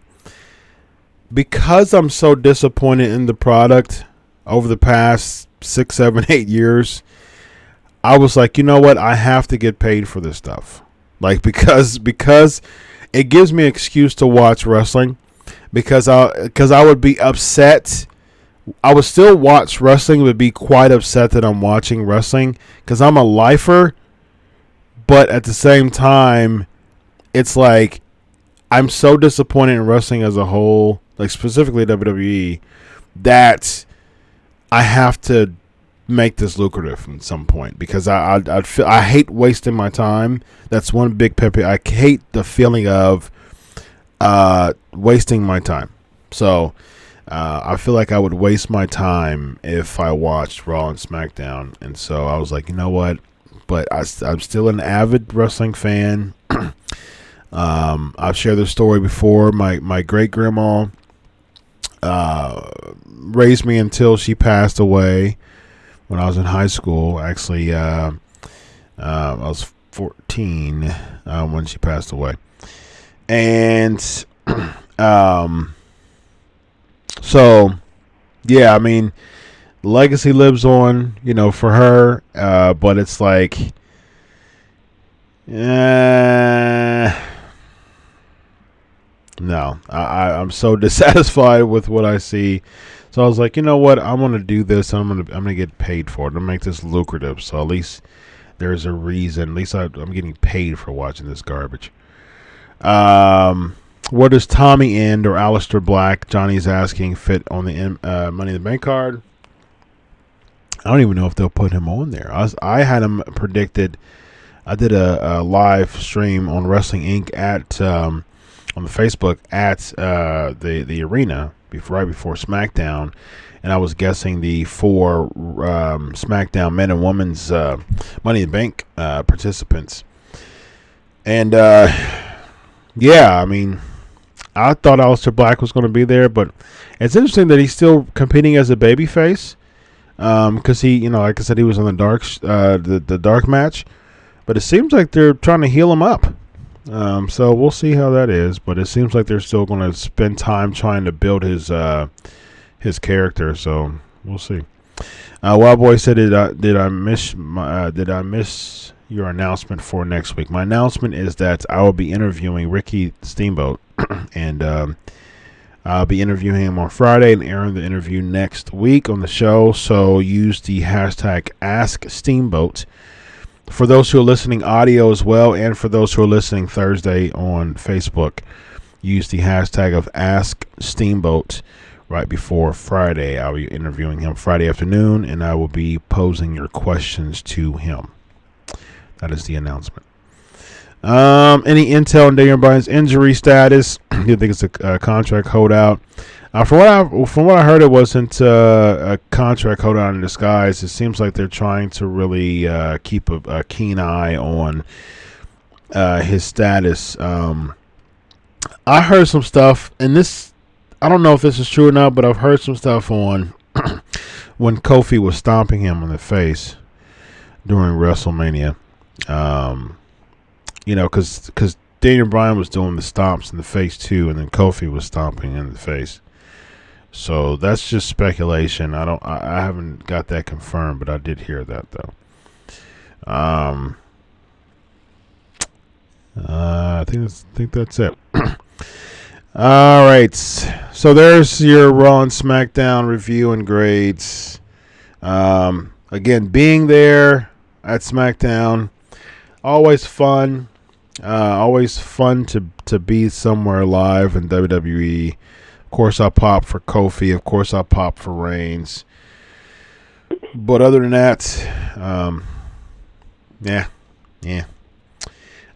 Real quick on the Crockett Cup, Sienna, or Allison Kay is her name, but she was, better known as Sienna in Impact Wrestling. She became NWA Women's Champ by defeating Santana Garrett because Jazz had to relinquish the title. Colt Cabana won the national championship, which he beat Willie Mack. They gotta change that title, man. I get it, the old school Steamboat versus Flair looking title with the America on the middle, on the center plate, being the center plate. But it looks like a weight belt with the American, with America, just slapped on it. It looks weird. I don't like I it, saw the man. pictures. Like, what is this? Yeah, I don't like it. It's just The North American title? I mean, it. Oh, like from an old school. I get the old school point of it, but they had a national championship that kind of looked like the TV title, if I remember. I think that's when Buddy Landell had it, and I think Dusty Rhodes had it, and I think that Tully Blanchard had it for a while too. Let me check the history, and we got a few minutes. We can roll with Plan B. We're gonna close up here in a minute here. Isn't it funny how my buddies, the Rock and Roll Express, how they still got better? Shout out to them, man. Ricky and Robert. They still can put up with them drop kicks. Yeah, they did. Yeah, they went against the Briscoes, and wow, the national championship has been. Yeah. So it was just it's only been hiatus from 86 to 97. So 11-year hiatus, and it's been marching on since then. Started in 1980. So Tommy Rich, Jack Briscoe, Austin Idol was the first champ. Mongolian Stopper, Orndorff, 82, Zbyszko, Mr. Wrestling 2, DiBiase, Brad Armstrong, in 84, twice. I was a big Brad Armstrong fan. Taylor. So when we remember it in the mid 80s during the WWE, so Buddy Landell won in the Starrcade 85. He beats Terry Taylor, I believe. Yeah, he beat Terry Taylor for the National Heavyweight Championship. And Dusty Rhodes was awarded the title after Landell was fired. Tully Blanchard, so yeah. So Tully Blanchard in 86, Wahoo McDaniel, and then Nakita Koloff, who was also at the Crockett Cup. Who looks fantastic, man. Looks great. For, how old is he now? 60. Turned 60 this year. Looks fantastic for 60. All right. So that is that. Let's do a few. We're supposed to be grading the Money in the Bank winners. So we'll do a few, and then we'll hop off for tonight. Of course, I had a fantastic time with you all, as always. You know what time it is, ladies and gentlemen. A couple, okay, real quick. Both Johnny and Lexi is asking about AEW possibly getting CM Punk. Or will he and AJ Lee show up at SummerSlam? I don't see Punk. He's a very stubborn person, man. And I don't see him joining the WWE ever. I mean, like, in a long time, if at all. Johnny's asking if he'll join AEW. I can see it as, like I said, I can see him as a commentator. So we shall see. Do we need Punk? Do we miss Punk? Nope. Done. I'm against Punk. I'm not saying he sucks, but really, people, really. We do not. Say, he was champ for a year, and the ratings was just barely above. Over a year. 434 days, I think it was. Over a year. Yeah. Absolutely. And I'm not messing about asking about Punk. Everybody keeps saying about Punk. Yep. Thing that people thought was new, but the song been out since the 80s. Not a new song. Unique look. I give them that, but other than that, yeah, man. You are correct, sir. Maybe Dana might want to get Punk back in UFC. So, right. Trying to look for the flavor of the week. I mean, for Punk, the week stuff. I don't hate Punk. It's just I don't think he. It's gonna be like Becky Lynch winning the title. He show up, everybody's gonna be happy. Get the butter on their biscuits, and then after 2 weeks, it's going to die. Well, I said, I mean, That's how it I said it last week. You know, my take on it. I think that if he does, I think that he should do. I think he should be an announcer. He should be a play-by-play guy, and I think that Pac makes a fantastic heel. I think that Pac should go against him. I think that Pac should taunt him, and he snaps, and that leads to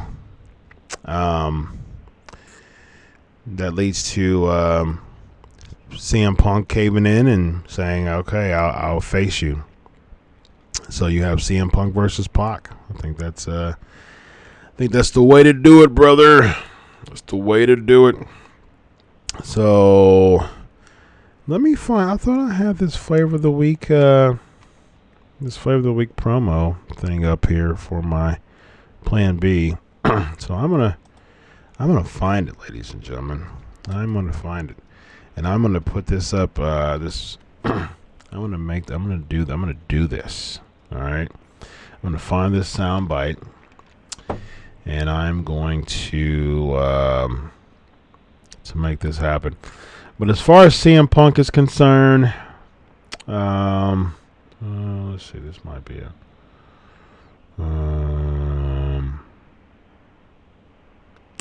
I think I just found it.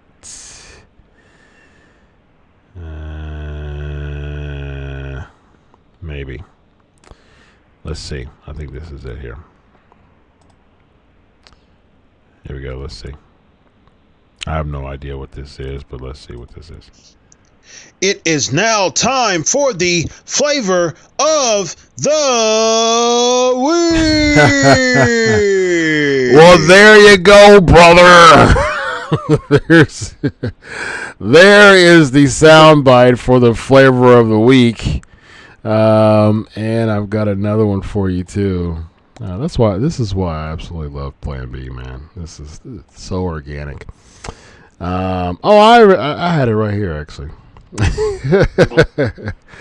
had it right here. I was trying to find it all the time, but it's just right in front of my face. All right, so we're going to talk about rating the Money in the Bank winners. A few of them at first, so we'll do more next week, and then we shall take it from there. Let's get the outro, Let's get the outro music, which I was 100% authorized to play, by the way. So, just want to make sure that the people know. Brother, authorized to play this music. As soon as I find it here, as soon as it's supposed to be available, but I don't know why it's not being available for me.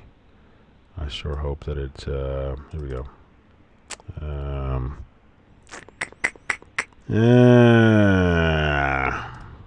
I'll find it, guys.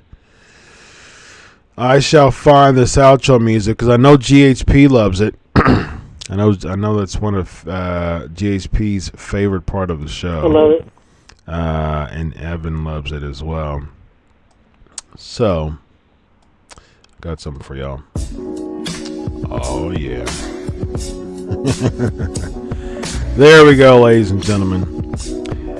It's time to relax and chill. It's outro time, ladies and gentlemen. Pancakes and Powerslams show, 370th episode. This is Chris Featherstone with Evan Tech Prout, and we're heading out. In the meantime, in between time, we're going to talk about some Money in the Bank winners for y'all to give them a grade.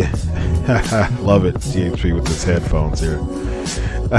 Keep it on repeat. Sorry, so what would you grade?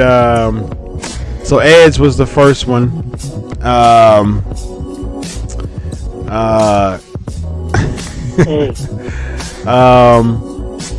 Edge, what would you? Yes, Wild Boy, for that late night drive. That's right. This is the Pancakes and Powerslams show, ladies and gentlemen, for that late night drive. It's 1:21 in the morning currently. And this is Chris Featherstone, the Pancakes and Powerslams show. This is the outro. We're talking about, this makes me want to be in the smooth mood. Quiet Storm. That's right, Tammy. The 2005 winner was Edge. What grade would you give Edge? We'll do the first 5. What grade would you give Edge as a winner? You have to think about everything in 2. Evan says A. A for Edge says Wild Boy because it's his first title win. Yes. Yes. Kimbo says A. Major title. Alright, so let's go on. We got 2006. Oh, nice. Johnny says it's 7:21 in the morning here in Germany, but on a holiday, so I don't care. GSP says B. Alright, so let's move on. RVD. WrestleMania 22, 2006. Ah, nice. Lexi says, love the vibe. Dancing in my living room. Love it. Cody says A for Edge. What would you give RVD? Wild Boy says A for RVD. Hey, man. Yeah, one night. Yeah, one night stand. Yeah. Right. What was some of ECW one night stand? Let me read. Let me reiterate, if you will. GHP says B, Lexi says B, Kimbo says B. 2007, Mr. Kennedy. Unfortunately, I'm buddies. Yeah, exactly. I'm really, I'm good buddies with Ken, man. But I would say just overall, and he would agree. I think it's an F. But this has nothing to do with, Oh yeah, he got hurt. Ken Anderson's one of my favorite people in the business. Super cool guy. We've had many talks on religion. Yeah. He knows how strong of a Christian I am. But he we've had some really fun talks, and just a really nice guy. But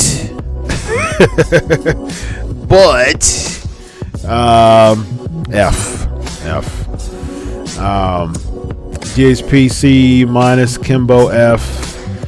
Wild Boy C. I was there to see him live, but he was super over. Yeah, that's true. Let's do one more. CM Punk for 2008 and 2009. So rank both of them. He won it back to back.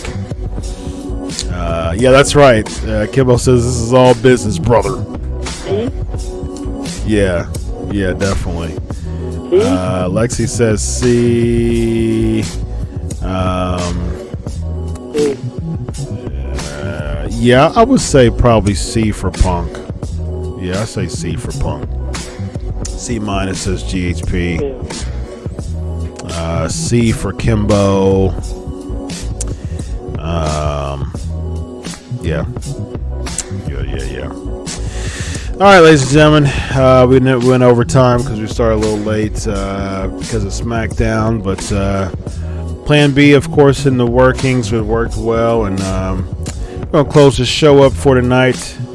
Perfect closure with the outro music here.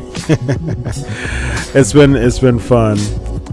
Thanks for making the Cool Down Music a segment. Yes, absolutely. All right, ladies and gentlemen, 370 episodes in the books for Chris Featherstone. For Evan Tech Proud, I'm Chris Featherstone, ladies and gentlemen. I hope you had a good time.